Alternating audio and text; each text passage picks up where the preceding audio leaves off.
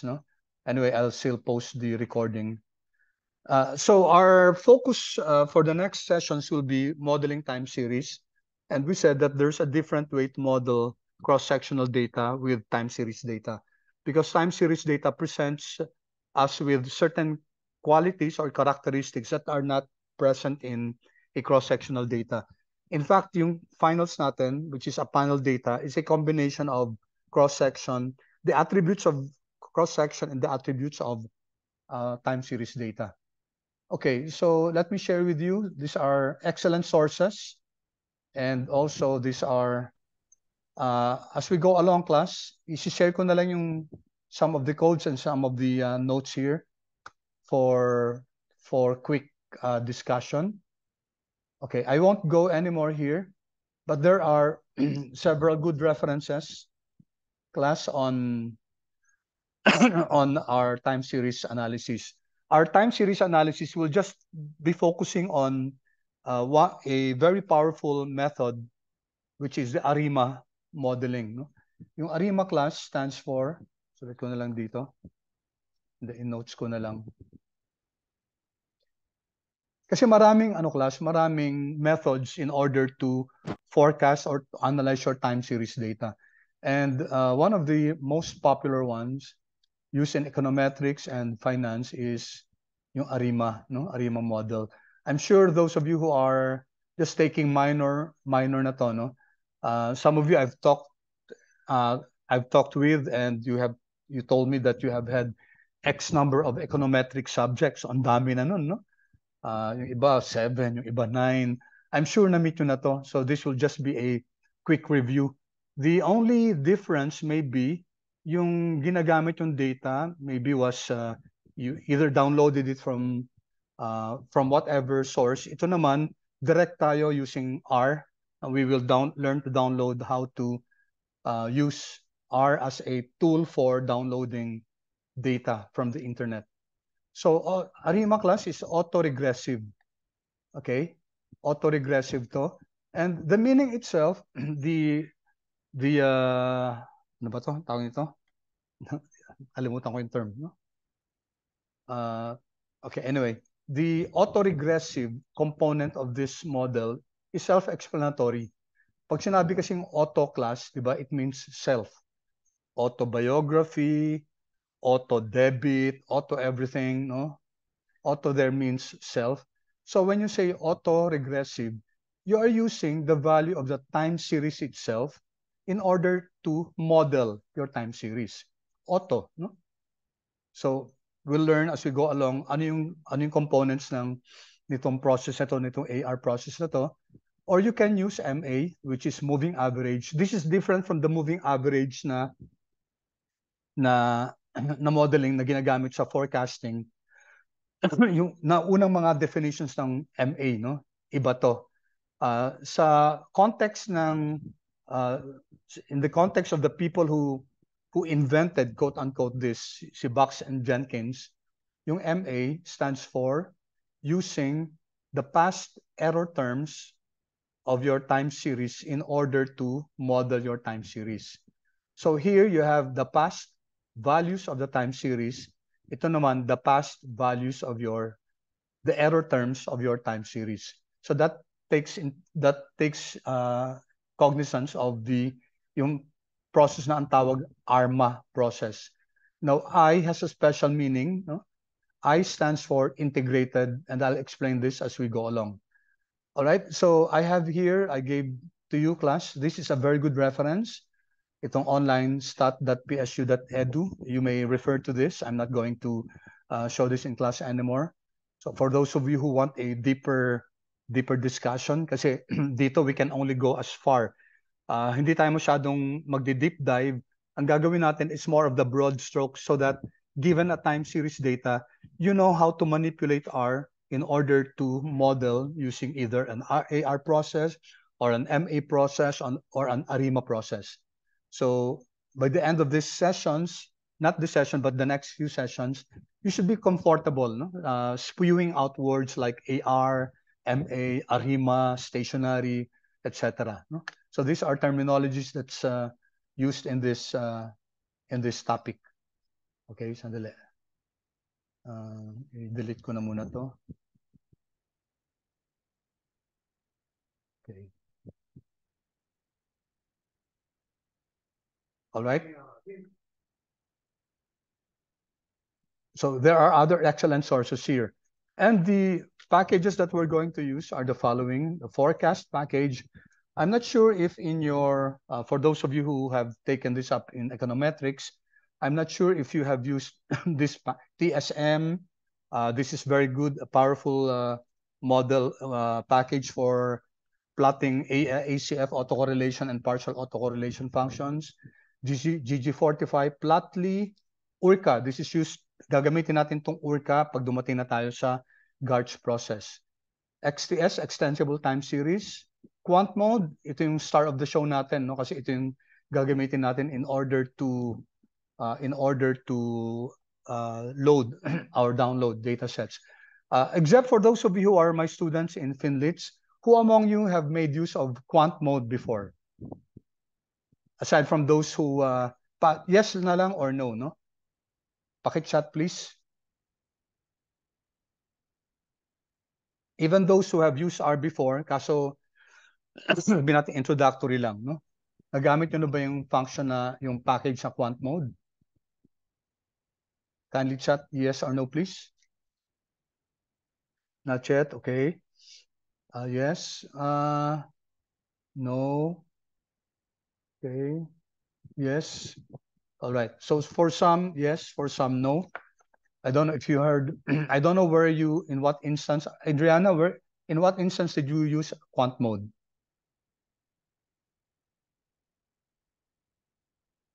Adriana?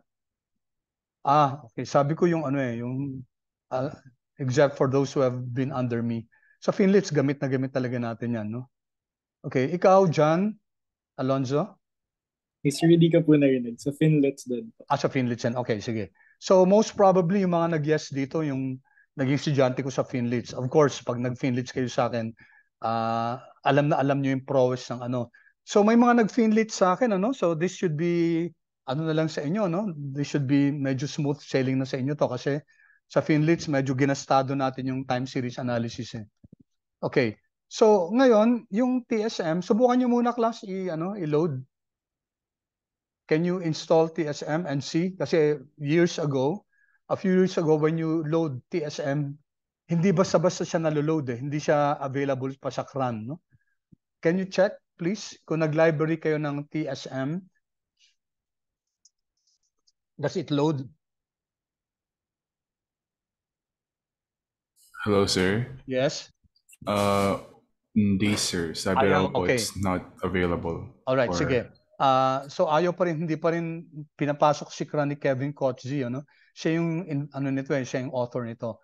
So what I'll do is I'm going to share with you some code chunks here. Let's try to resolve kasi importante class yung TSM.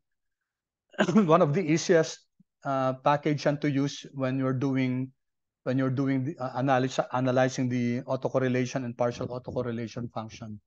Okay, can you please install that packages in remotes? Tapos, actually kahit wala na to itong install kasi ni-namesake naman natin. But anyway, remotes and then install sa GitHub kasi install GitHub that comes with remotes. And then Kevin Kochzi TSM. And please tell me if you were able to load it.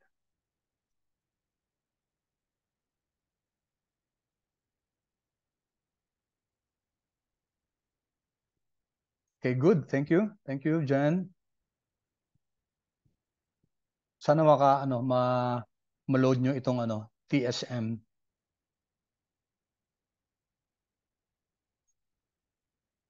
Ang daming packages class na pwede natin magamit sa forecast, FPP3 sa time series analysis.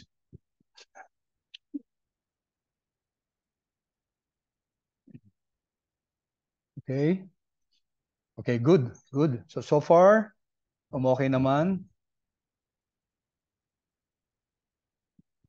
I-advance ko na pala class yung pag-post ng ng video ng ArchGarch because some of you would want to do advance already. And ipo-post ko na rin yung yung requirements for case number 3. So that will be the last case, tapos yung finals na, which will be panel data. Okay, good. So I think no problem. So you can now load, pwede nyo i-library si TSM, gagamitin natin. I'm not sure if we can reach to that point na mag-ano tayo, no? Mag-AACF, PACF kagad. All right, this one are notes.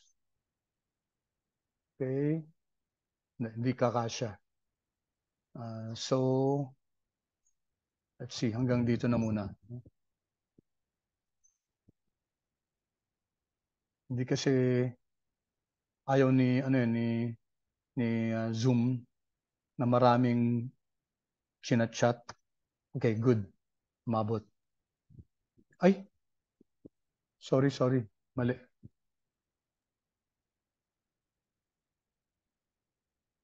Hindi pa rin. This is what I meant.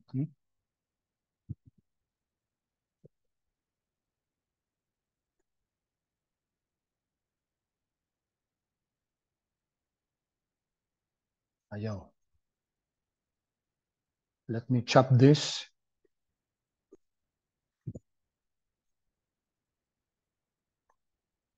Hanggang dito na muna. Apologies class, hindi ko na LaTeX to, no? Maganda sana kung naka-LaTeX. But I'll just show you some of them in LaTeX form. Okay. And then step bigyan na natin. So this is just a guide. Tingnan ko kung kaya ng hanggang 89. Control C. 69. Alright. Medyo maraming notes. Pasensya na class. Ayaw na naman. Ayaw. Konti lang naman yun. Control C. Ayaw ko rin kasi ibigay kasi yung file kasi gusto ko yung iba doon kayo mismo mag-ano. Remind me that I stopped here. Okay. Reminder lang yan. All right, so let's continue our discussion. So sabi natin time series yung ano natin yung last topic dito sa FinSARS of FinArts. And because the time series the structure of the time series data is different from a cross-sectional data, and it has some attributes that are that could be leveraged into. So iba talaga yung process ng modeling ng ng time series. Actually, pwede rin naman i-model siya using yung OLS, pwede rin. But in certain, almost always class, hindi nagiging maganda yung result compared to using a specialized time series data, time series methodology. Marami class, no? Maraming, before ARIMA, bago na-develop ng ARIMA ni Box and Jenkins noong 1970. Before that, syempre, nagmo-modeling na ng time series. So, meron tayong exponential smoothing, meron tayong moving averages, which is different from the MA na sinabi ko kanina. Meron tayong mga Winters method, Holtz method, etc. I'm not sure if you encountered that. Those yung mga nag-econometrics ba na encounter niyo yung Holtz-Winters approach? Paki chat nga lang, paki-feedback. If you use that in your Edward, nag-echo ka pala? Echo? Yes, sir. Okay. So hindi kayo hindi nyo kinuha yung Holtz-Winters approach, yung No, X13 approach. Okay, sige. Kasi pero marami parang familiar ko yung Box Jenkins. yung Box Jenkins, most probably ginamit nyo yan, no? However, yung depth niya, I'm not sure kung paano nyo ginamit at saka anong maybe state ang ginamit nyo. But this is an opportunity for you to learn also kasi R ang gagamitin natin dito. Alright, so sabi ko nga kanina na yung, sorry class I'm speaking in Taglish, no? As I said a while ago, the method that we're going to use for time series analysis is the Box Jenkins approach. So I said a while ago that it has three components actually, AR, autoregressive. So you're using the past values of your time series. So just to illustrate that, Okay, quickly.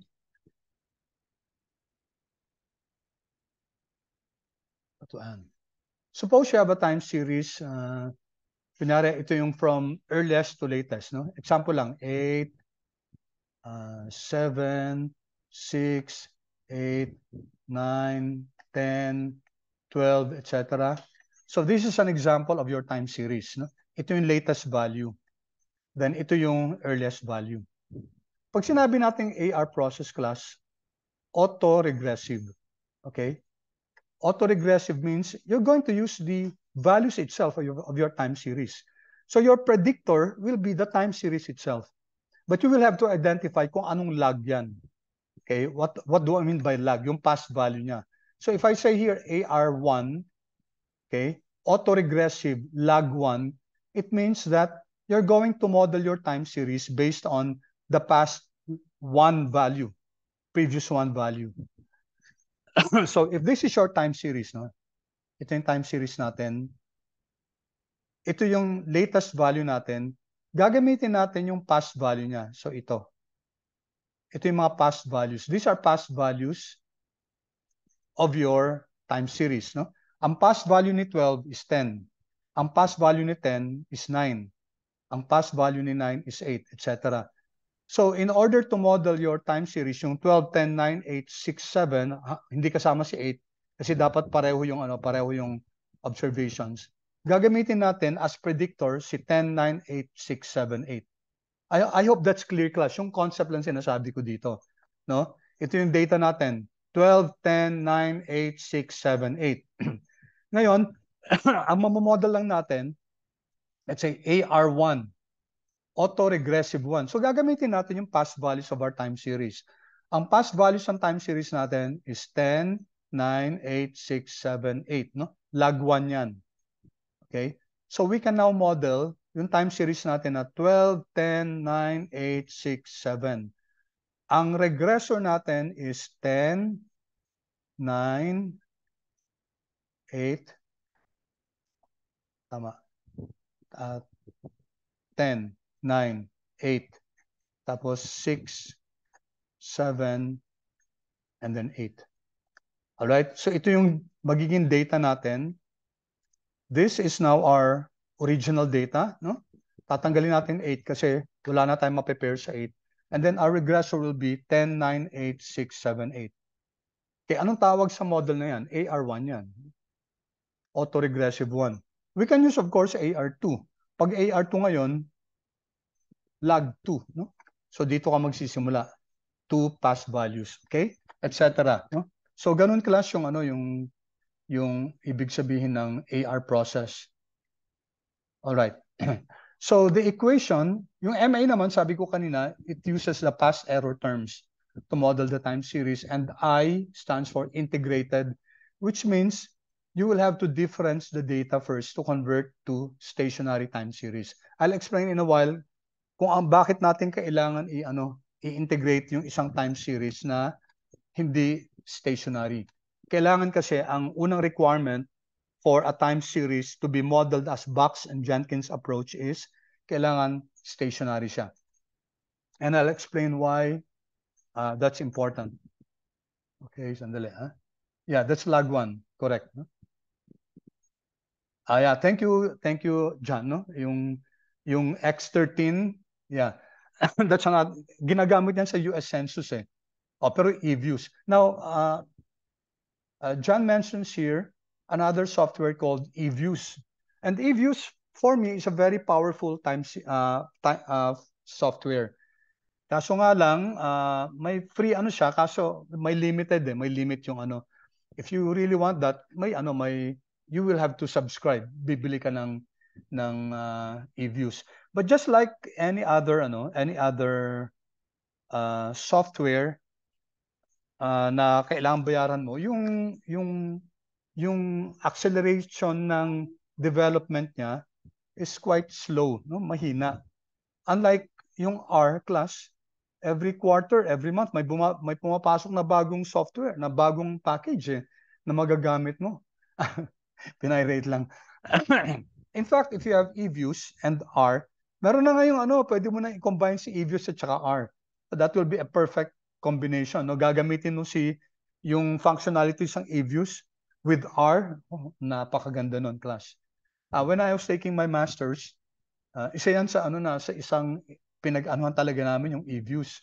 Talagang yan yung gamit namin na software, no? For time series analysis.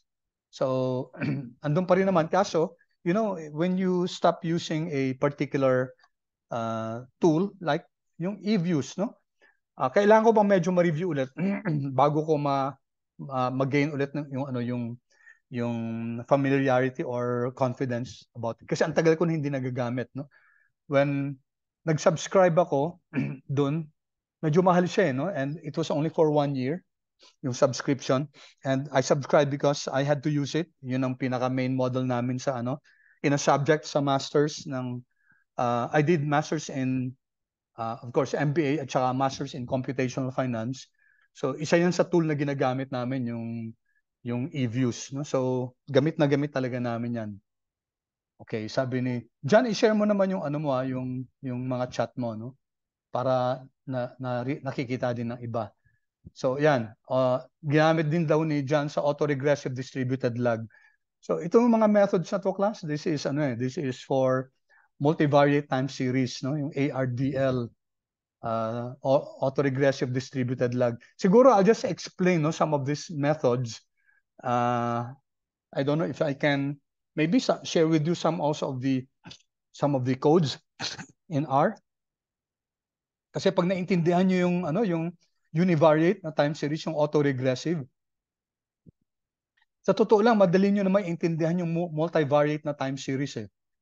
That's what I can guarantee, class, no?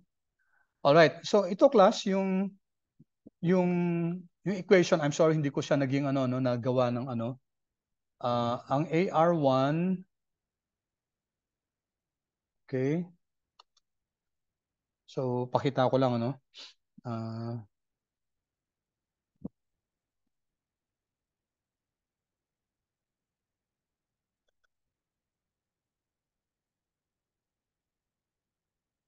copying ko lang to.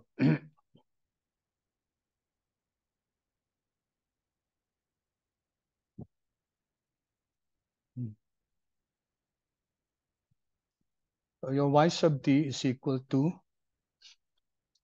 a sub 0 plus a sub 1 times y sub t minus 1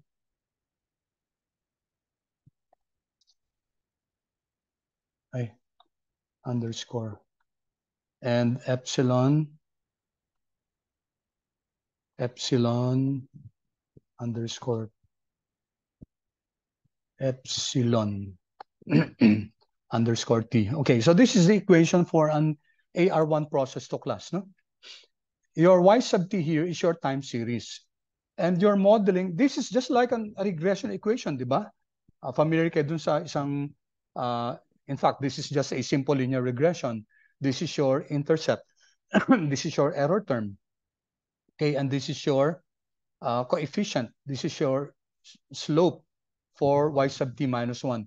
Y sub t minus 1 refers to your y series at log 1, t minus 1. No? Okay, so this is just your AR1 process. So actually, madali lang siya, class.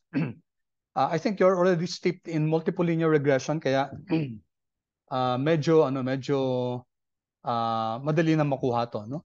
Of course, pag AR2, class, okay, yung iba, class, ang ginagamit dito is not A1. So let me just, yung iba, you will see that this is their alpha, yung constant, plus yung ito, class, is they use the phi symbol, okay, there, okay. Ito yung coefficient. Maraming mga books, maraming mga references, maraming mga journals even, ang ginagamit nila to denote the coefficient for the first log is phi 1. Okay, of course, class, pag AR2, alam nyo na kagad, no? Control C, I'll just copy this. Ito na lang. Control C. Madali lang class yung nomenclature sa ano sa AR process, no? Control V. So dadagdagan lang natin to ng copy natin to. Control C.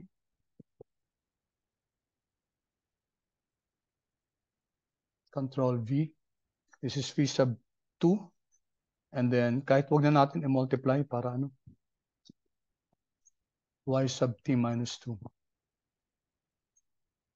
There. Okay, kahit konting space na lang.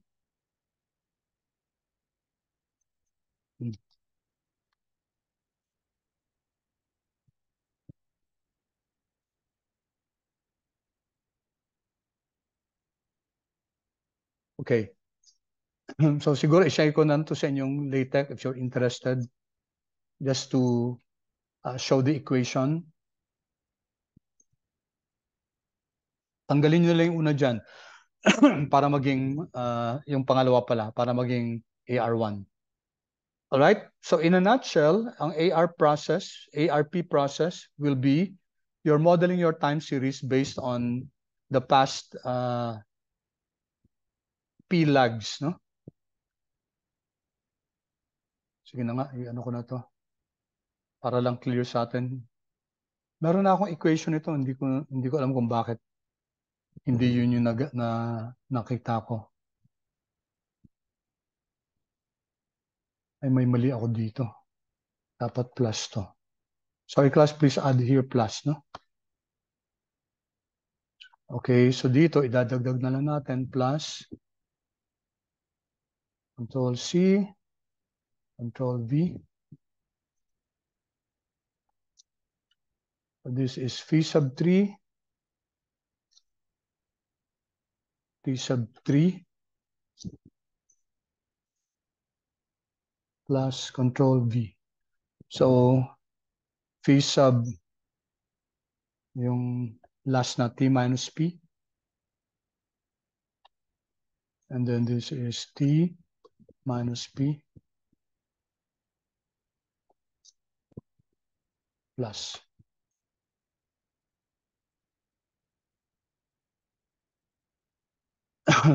Okay, so an ARP process will look like this. No? Share ko na sa inyo. Again, to save on time. Ito yung LaTeX na class. No? So take a look at our equation. Our time series is equal to a certain constant, okay, plus the coefficient, the slope of your lag 1, plus phi sub 2 is the slope of your lag 2, phi sub 3 is the slope of your lag 3, plus, ay kulang pa ako dito, plus, dapat plus ano to, plus, dot, and plus. Okay? So ibig sabihin, lag P na to, no? So if this is 10 lags class, you're using the past 10 values, no? The lag 10 to model your data. Okay, any questions class about the AR process? Paki-chat naman please kung may question or clear tayo so far.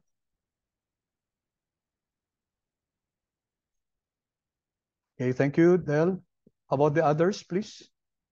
Am I going too fast or okay lang yung pace natin?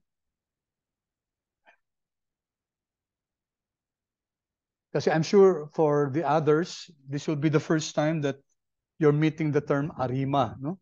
So importante sa atin yung fundamentals, importante na you know what's happening, no? Ano yung nangyayari dito sa ano natin, modeling natin. As I suggest class, look at the etymology, no?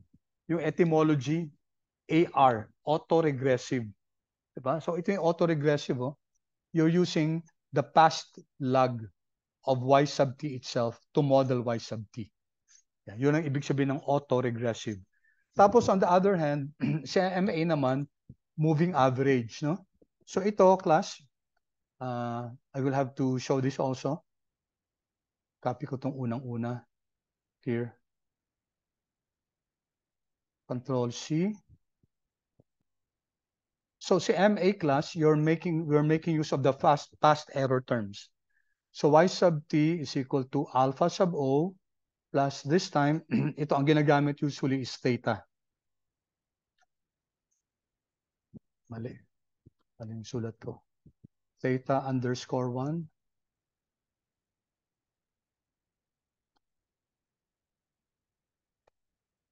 Okay. Theta underscore 1 times y, ito, mali ito. So this is epsilon.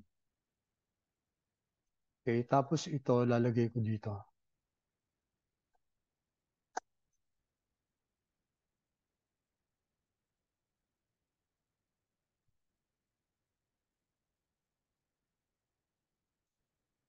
Okay. Dalawang plus. So take a look at this model class. So your y sub t this time is modeled using ito, epsilon sub t minus 1 is log 1 ng error terms. Okay, unlike yung isa, log 1 ng y mismo. Ito log 1 ng error terms. We'll have an example of this, don't worry class. I just wanted to show you that anong distinction ng AR at saka ng MA. Now, of course, class, if you have a model called ARMA model, oops, mali. ARMA, okay. Yung unang, ano dito class, yung unang number dito refers to your log ng AR. Yung pangalawang number dito refers to the log of your MA. So pag sinabing ARMA 11, or generically it's ARMA PQ, no? It means P logs of your time series itself, and Q means Q logs of your error terms. No? All right, so ito, if we're going to Control C, Control V, okay, so kokopyahin ko na lang yung AR component.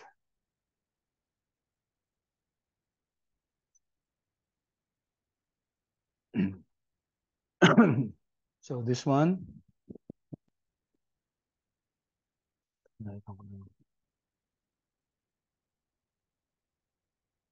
may alpha na tayo, may epsilon na, ito na lang, Control C.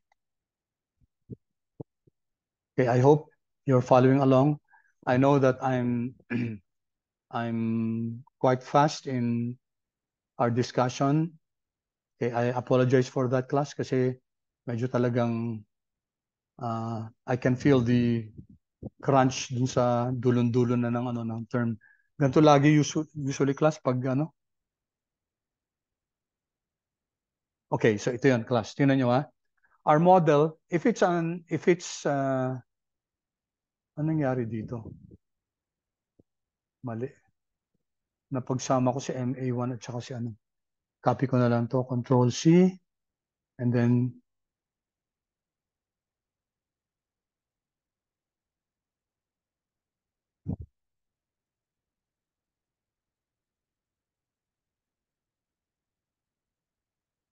okay, and then restore ko lang yung MA, walang fee yun.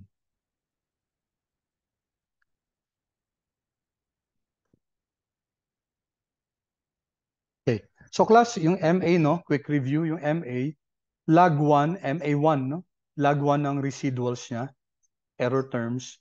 And then when you combine an ARMA1 process, will look like this. Ito yun.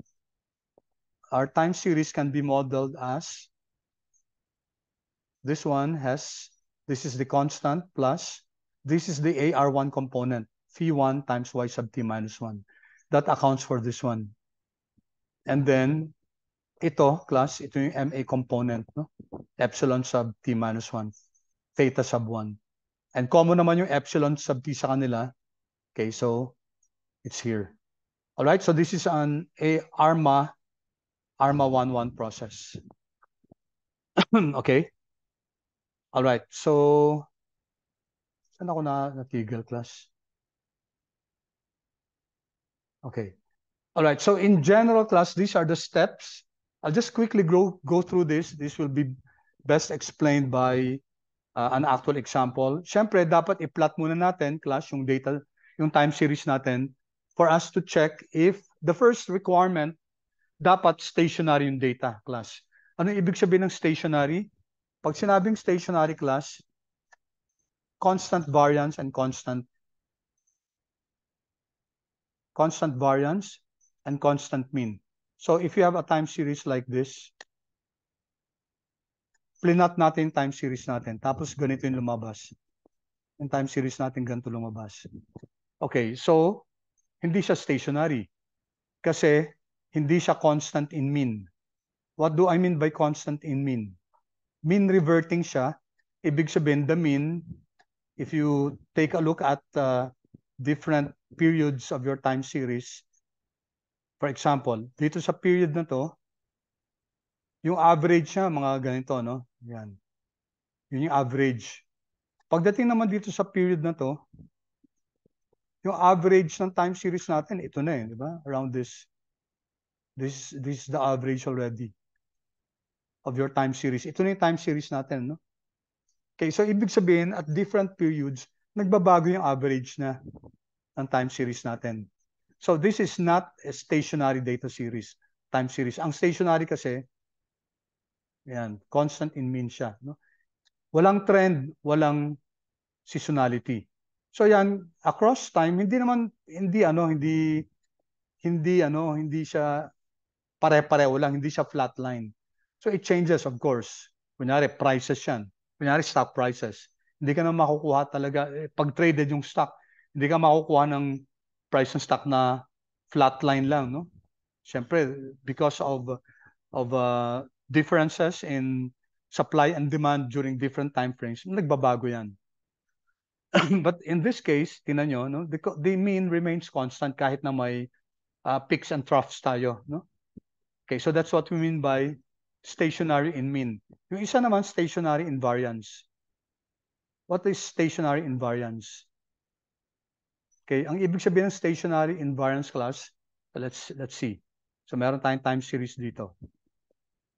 Okay, so our time series behaves this way. Okay, can you see, class? Okay, you notice, class, that sige, baguhin ko yung example ko, gawin kong stationary in mean. Okay. So let's make it stationary in mean. So ganito siya, no?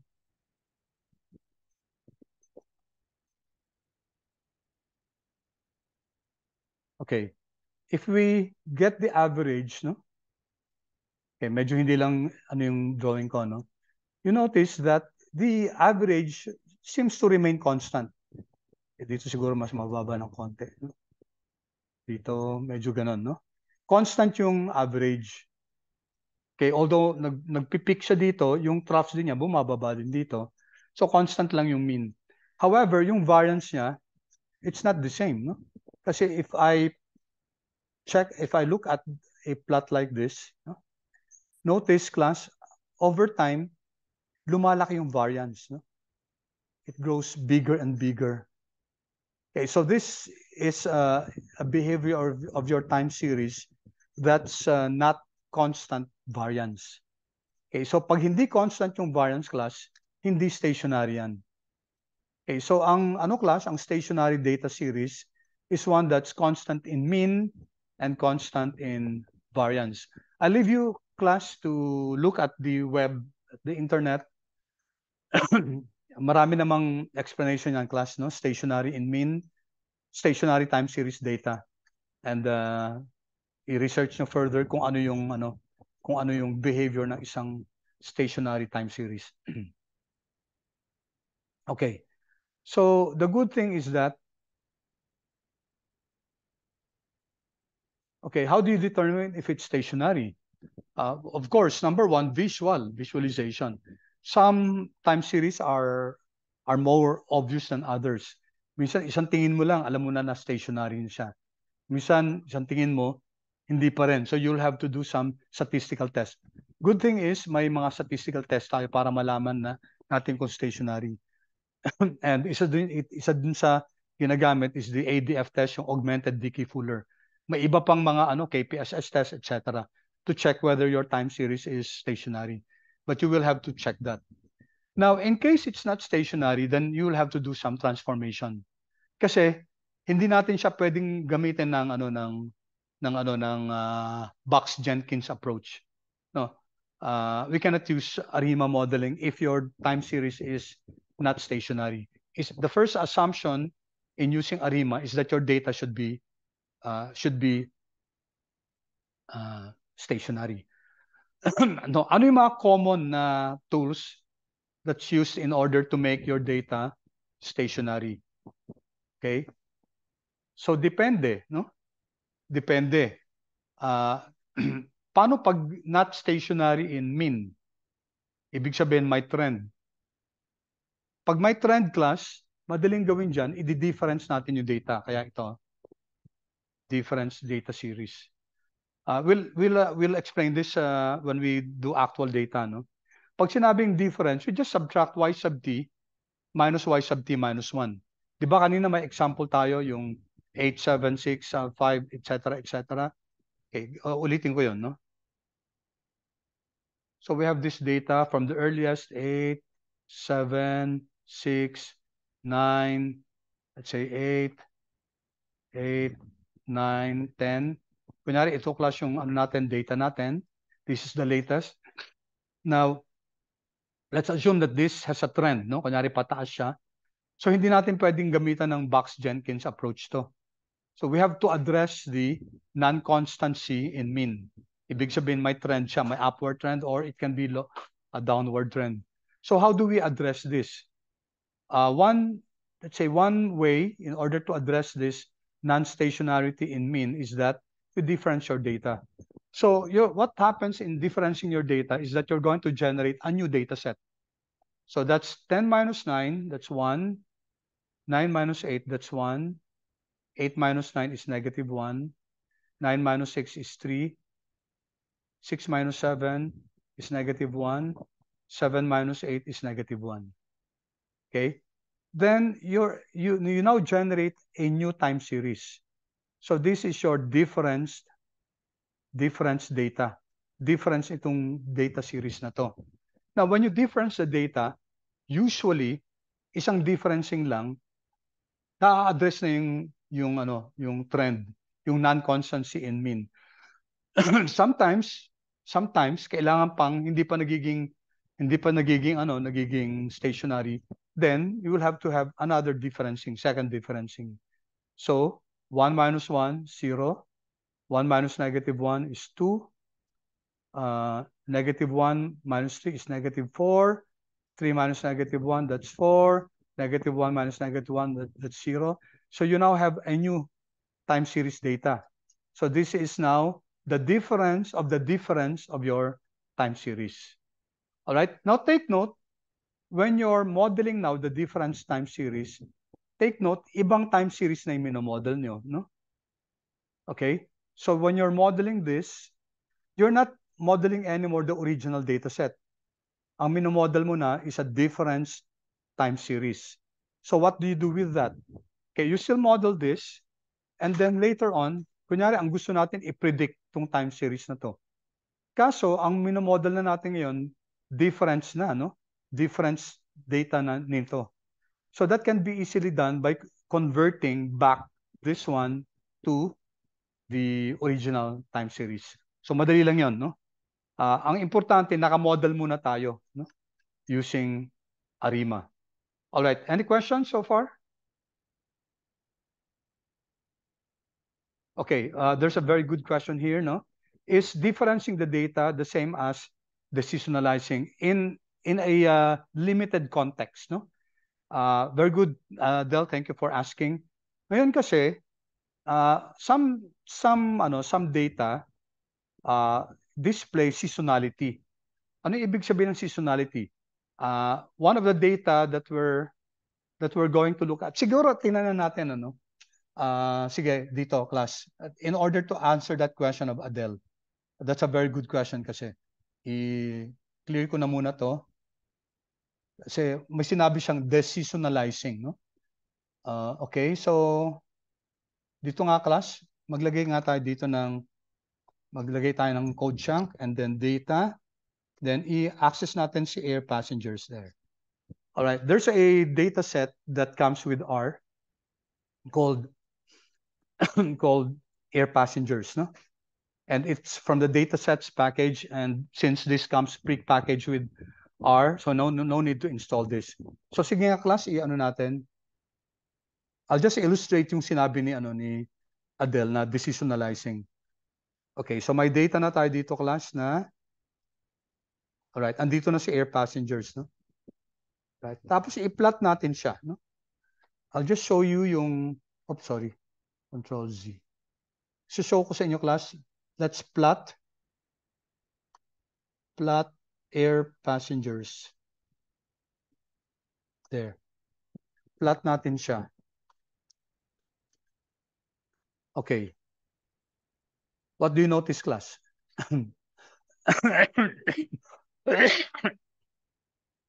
What do you notice?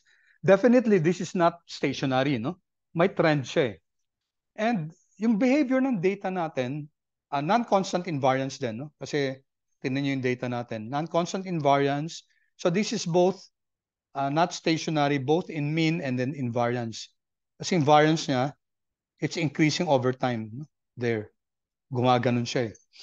Now, going back to the question of Adele, sabi niya is differencing the same as deseasonalizing. To the fact that there is differencing involved, they're the same. To the fact that iba yung dinidifference, they're different. Pag sinasabi natin deseasonalizing, itong data na to, we'll look at this later on. Itong mga peaks dito, this happened on July, no? Monthly data kasi ito eh. Mga July data to. Yan. July data. Kasi air passengers to, it means that nagpipeak yung air passengers sa US to, no? US, 1959 to 1960, nagpipeak siya July, tapos ang pinakamababa, I think, is November, no? November yata yung pinakamababa. So, ito class, if you so it's not stationary, di ba? If you difference this, hindi pa rin siya stationary. Lalabas pa rin na may trend pa rin. May trend pa rin siya, class. Bakit? Kasi yung ano niya, yung trend niya is not only measured, is only not only affected by the past value. Kasi di ba pag differencing, kunyari January, the value in February minus January, di ba? Yung earlier, yung later minus the earlier. Pag ginawa natin yung class, pag dinifference natin tong data na to, hindi pa rin mawawala yung hindi pa rin mawawala yung trend. So kailangan natin class ng deseasonalizing. Ano ibig sabihin ng deseasonalizing? Ang sinasubtract natin class yung by season. So lahat ng July minus July, kunyari July 1950 minus July 1949. July 1951 minus July 1950. July 1952 minus July 1951. So that's what we mean by deseasonalizing. So yung seasonal values ang dinidifference natin. Okay? So if you do that, okay, if you also difference the seasonality data component, then magiging non-constant na yung constant na yung mean ng data set natin. Okay? So, thank you, Adele, for that question. Did that answer your question? Sige po, sir. Thank you po, sir. Okay, so sige. May isa pang question dito. Sandali, hindi ko makita. Okay, ano yung question dito? Okay, Edward, there is a trend in seasonality. Is the first or second differencing can still be better than the original data when using time series? All right. Edward, what do you mean by better? Di ba po we're modeling different data if we're differencing. So, correct. Correct. So, will it affect it's not a matter of results? better data, no? It's a different data. So, pag minodel mo yan, ang minodel mo is the difference data. So, pag predict mo yan, ang makukuha mo, prediction ng difference data. But, do you want the difference data? Kunyari, pinipredict mo yung sales. Kunyari, sales yung data na yan, no? Ito, airline travels, no? Gusto mo i-predict yung the whole of 1960, 1961 kasi hanggang 1960 lang yung data na yan eh. So if you difference this, iba na yung data natin, di ba? Magiging iba na yung data natin, tapos pag minodel mo siya, you're actually modeling the difference data. So if you predict that, ang pinipredict mo yung difference data. But that's not what you want. In actuality, what you want is the prediction of the actual data. So how do you do that? That's very easy, class, kasi ang gagawin lang natin, i-convert lang natin yung difference data natin into the original data set. And that's very, very easy with R, no? Cum sum lang yan, cumulative sum lang yan sa R. We'll illustrate that, no? So ang opposite ng differencing is cumulative sum. So ganun lang siya kadali, class. And so no worry, class, but as to the question, better, walang better, no? In a sense, kasi hindi naman natin siya kino-compare. We cannot compare it, class, technically kasi these are two different data.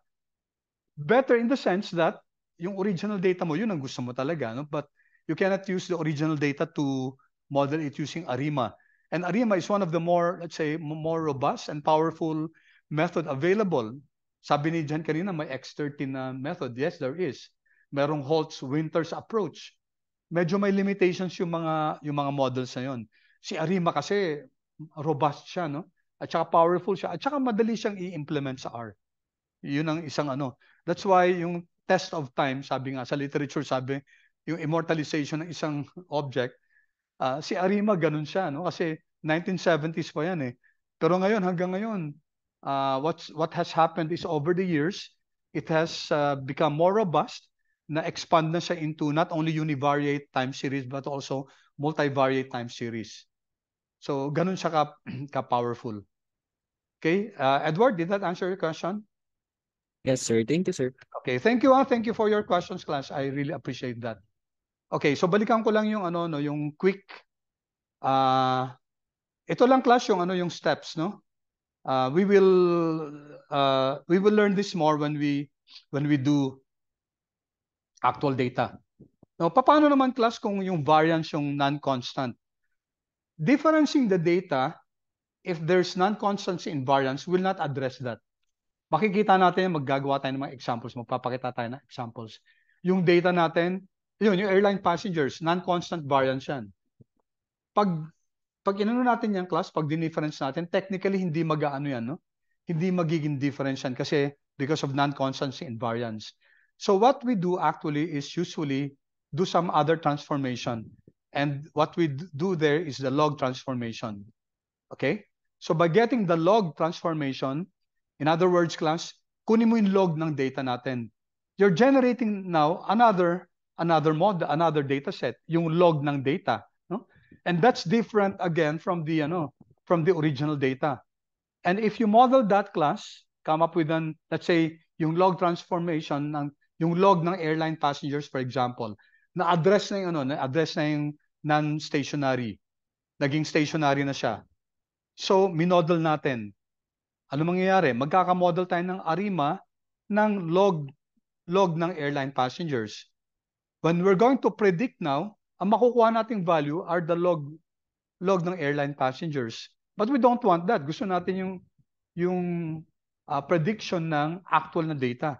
So how do we do that? Well, nag-log tayo, i-exponentiate lang natin siya to reverse the process. So that can be done, no? So no fear, class, in transforming your data in order to make it stationary, and then entertaining the fear that, hala, iba na yung data set ko. So pag nag-predict na ako, hindi na to yung gusto ko. Well, no problem, class. You can easily transform that into the original data set. Okay? Now, yung case nyo, class, ang imo-model nyo yung returns, log returns.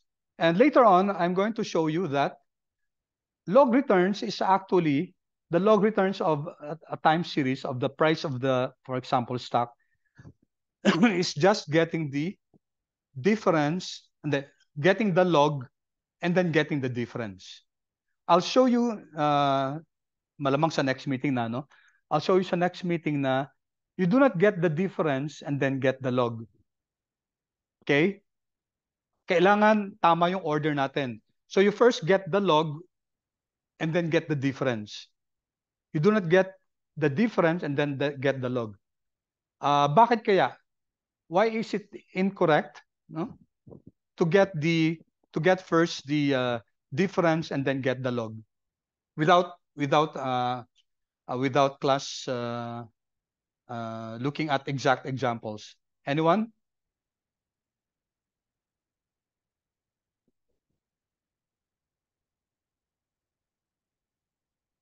Okay, I'll illustrate, class, no? So, kuha lang tayo ng dalawang sample ng data natin. Asan yung annotate ko? Okay. Right, example lang, no? Ito yung time series natin. 10, 11, 13, and then 14, and then 12 kunyari. So, ito yung time series natin, no? Day 1, day 2, day 3, day 4, okay? This is arranged from the earliest to the latest. So, sabihin natin na our data is not stationary. So what we're going to do is first get the difference. So of course, class, alam niyo yung difference nito, no? 12 minus 13 is what? Okay, nahiya kayong sumagot, syempre, kasi napaka-elementary ng question ko. But, so we're getting the difference. So 12 minus 13, negative 1. 13 minus 11, that's 2. And then 11 minus 10, that's 1. Okay? So take note, class, pag nagdi-difference tayo ng data, nawawalan tayo ng isang observation. Okay? So ito kanina 4, ito 3 na lang. Now, this is your difference data set. Sabi natin, next is to get the log. Sige nga, class, kunin nyo yung log ng negative 1.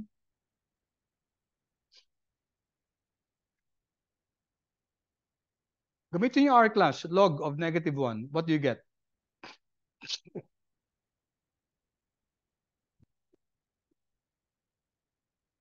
None, sir. Oh, 1.3644, sure ka, Edward? Ano nakuha mo, Del? NaN, sir. NaN, yes, it's NaN. Oh, NaN, class, ha, kasi inexistent yung ano, ang range, class, ng ano, ang range ng logarithmic function is just yung positive numbers, no? Kunin yung log ng 0, class. What is the log of 0?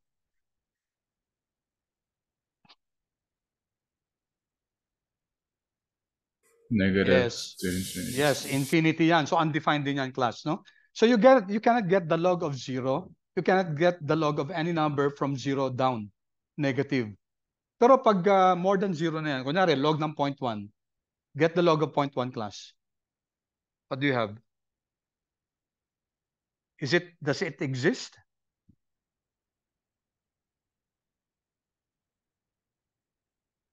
Okay, it exists, class, no? Negative number. So ang domain, class, ang domain ng log y is equal to all all real numbers, no? Real numbers siya. It can be negative, it can be positive, it can be 0. No? Yung domain niya. Pero ang range niya, class, it will be all values greater than 0. So you cannot get the log of a negative number, you can get the log of 0. So getting the difference first and getting the log will create problems. Kasi magkakaroon ka ng series na mga NaN. However, if you get the log first, sige, kunin nga, class, yung log ng 12. Okay, get the log of 12 and then get the log of 13. Please. What is the log of 12?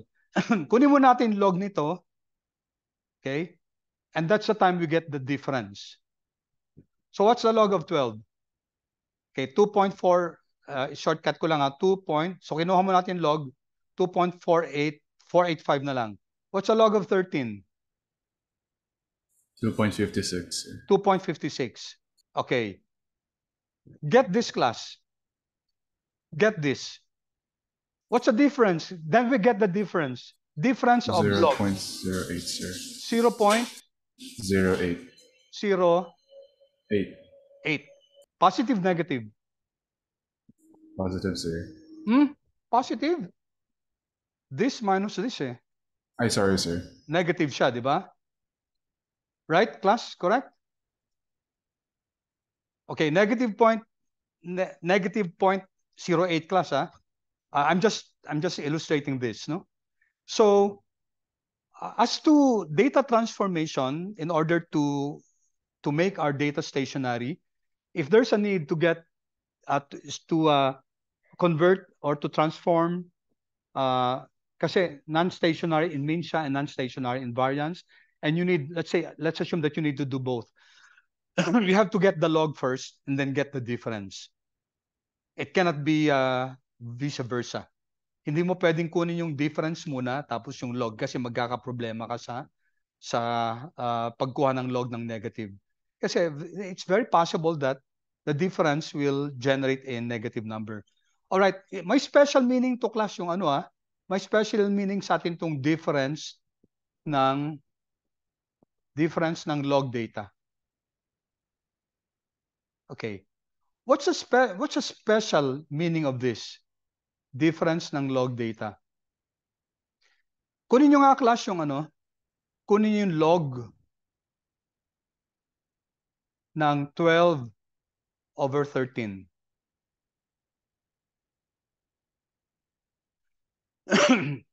What's the log of 12/13, class? It's the same as the previous answers. It's the same. Okay, what's log of 12/13? It's what, class? It's what? It's the log returns of your asset, class. Okay, so later on, it can be shown, class, that the log of your current value divided by the previous value is equal to the log returns. Kasi kung arithmetic returns, class, or yung discrete returns ang kukunin natin, it will be 12/13 minus 1, no?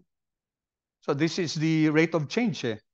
Paki-divide nga, class, 12/13 minus 1.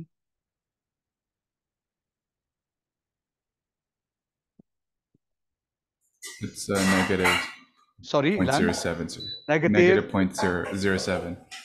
0.07, no? So magkaiba siya, no? Ito yung discrete returns, ito yung log returns. Usually, class, mas mababa yung log, no? Okay, and the reason why, there's also the reason why we want logarithmic returns. So i-review na lang, class, sa fin nyo, no? There's a reason why getting the log returns is a lot better than using discrete returns. There's a powerful reason for that, but we don't have time to discuss that. I-review nyo lang yung mga na-discuss nyo dati. All right, so clear yung class? Clear? Yung data transformation, you have your time series, and you plotted your time series. Visually, it's not stationary.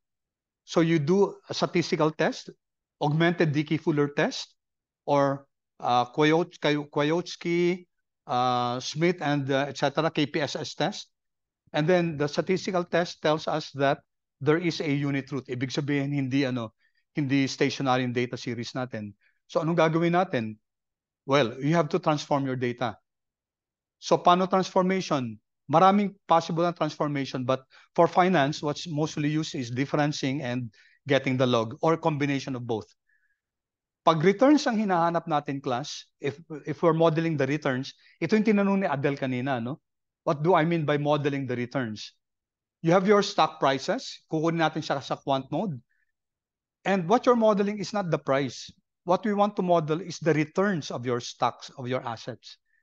So what you technically get is the log difference of your log of your prices. That will give you your log returns. Okay? So ang kagandahan naman, class, sa quant mode o sa performance analytics, automatic na yan, may function na gagamitin tayo. If you want, let's say, you want just to get the monthly log returns, pwede rin yun. Unlike kung mag-Excel ka niyan, di ba? Titingnan mo pa yung date, di ba?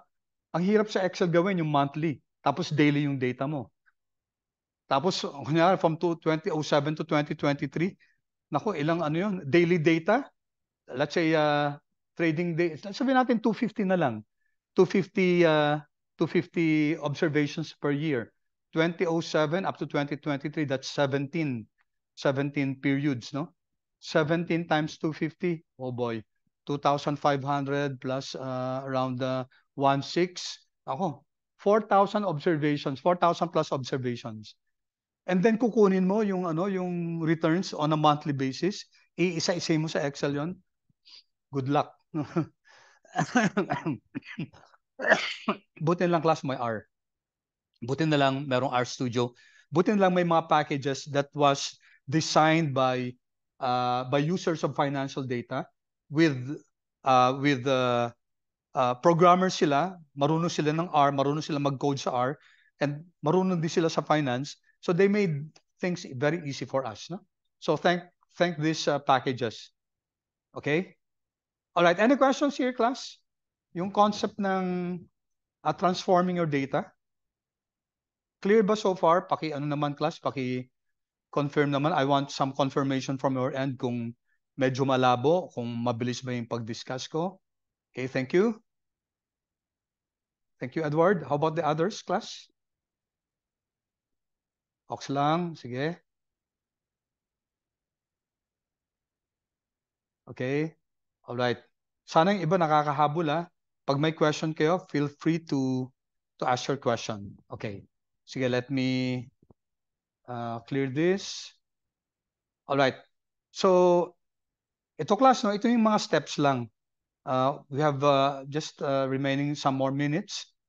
Tapos ito class yung sinabi ko, no? Yung difference ng log transform data. Okay, if necessary. Kung kailangan parehong gawin. Ngayon, kung hindi naman kailangan gawin, class, kung just by differencing, pwede na, class, stationary na, wag mo pa ilolog. Ba't mo pa ilolog, class?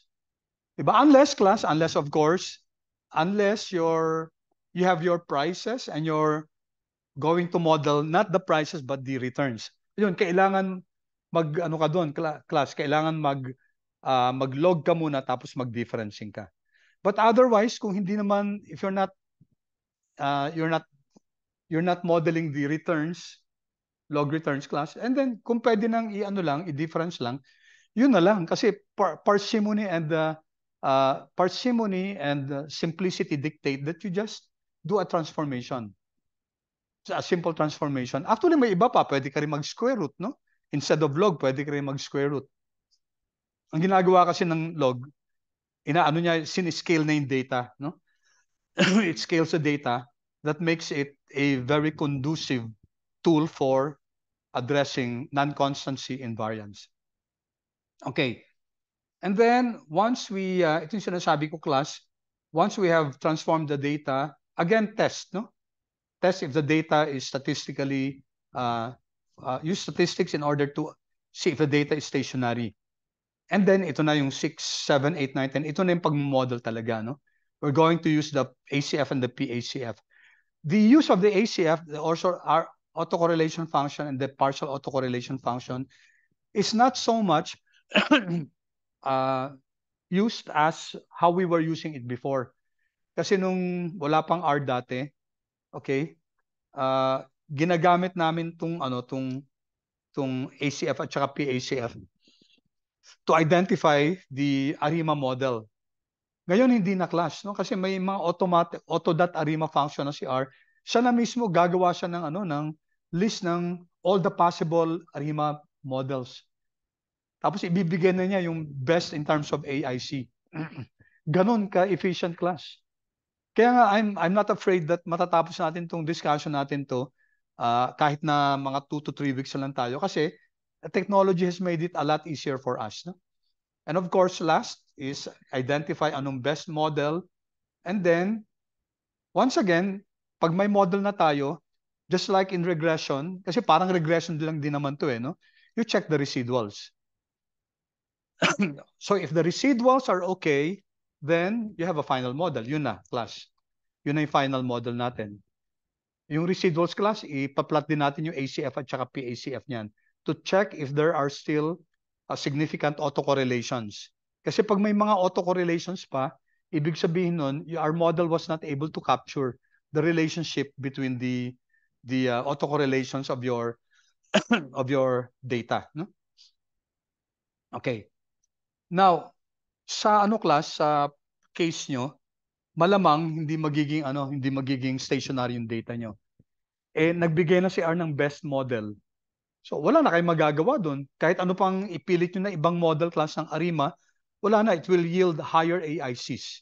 Kasi yung makukuha nyo sa Auto.ARIMA, it's the best model.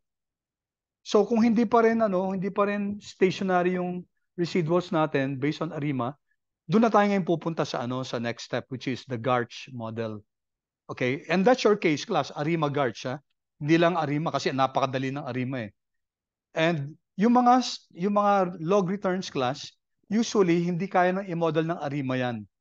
You know why? Because of volatility clustering. Ang anong data sa inyo yung during the global financial crisis hanggang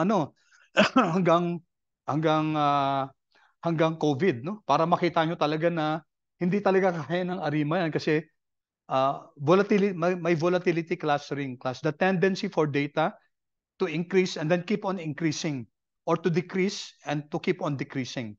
And this happens because of certain external mga let's say mga what do you call that? I forget the term, no? Mga extreme cases, extreme values that happens due to some crisis or some phenomena. Just like yung global financial crisis, grabe yun. Okay? Grabe yung pagmoda, hindi kakayanin ng ARIMA yun talaga. Ganun din sa COVID. Okay? So, all right, just to introduce just a few more before we call it a day. All right, so pinakita ko yung So ito hindi ko na-share, ano? Let me just copy this and share this with you. Okay? Hanggang 129 control. Sandali.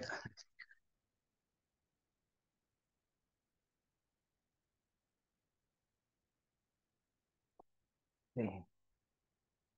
Control C.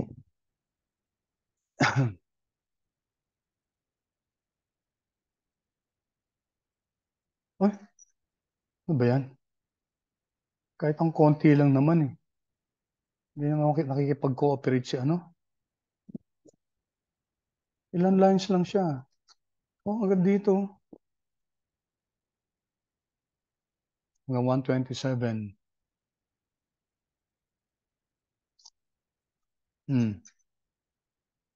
Ayan, okay. And then this one.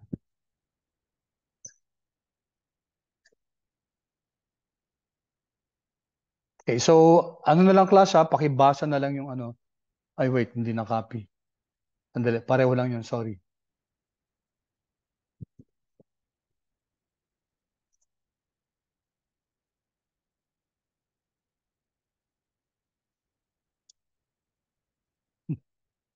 Nakakatawa naman tong Zoom na to. Hindi pala si R. Kasalanan ni Zoom. Ang konti lang oh. Oh, ilang lines lang yun. Oh my. Grabe naman. Ayaw niyang...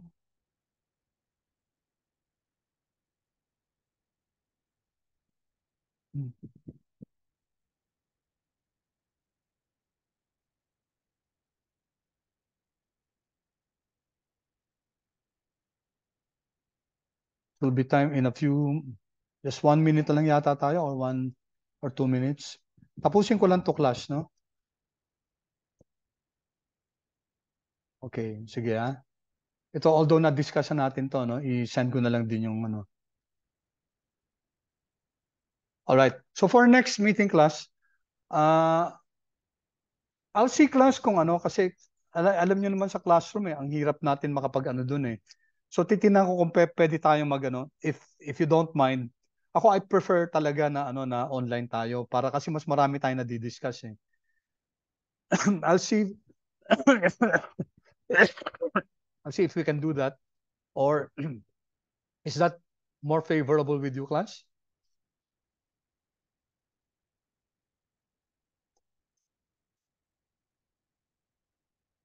Oo, so thank you.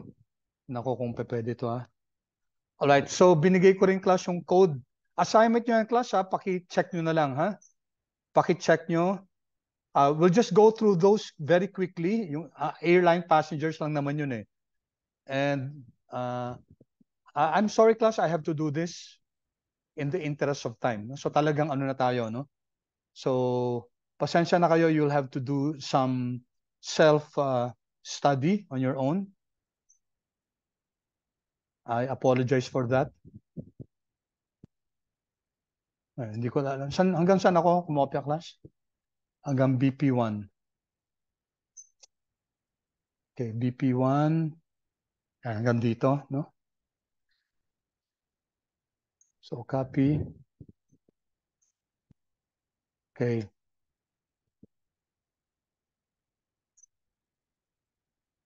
Additive at saka multiplicative.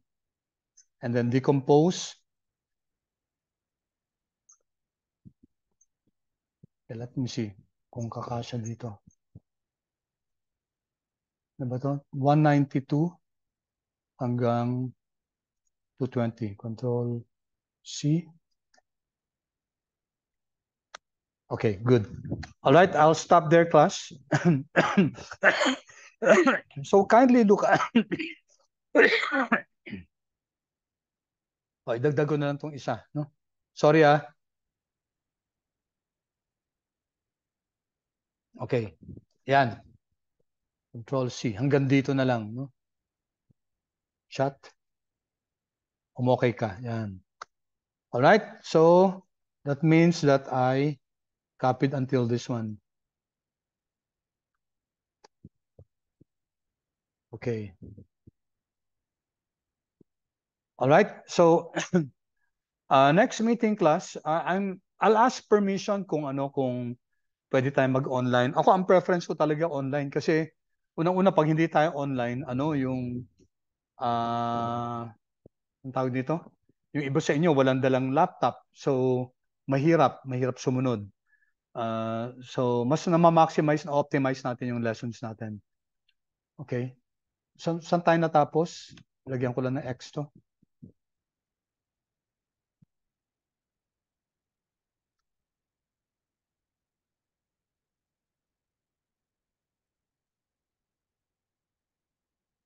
Okay, I think here, no?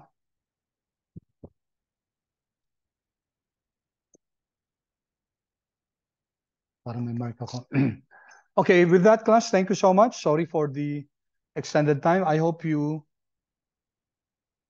Ala, o nga, no? Oo, kung may strike, this is one time na gusto ko may strike talaga. Kasi pag may strike, definitely walang ano yun. Tama, narinig ko rin yan dyan. So, most probably class, may strike. So, baka hindi tayo papasukin sa campus. Well, which is good, no? Which is good. Okay. All right. Thank you so much, class. And attendance, those who want to have their... I-stop recording ko na muna. Sir, kaka-announce lang po.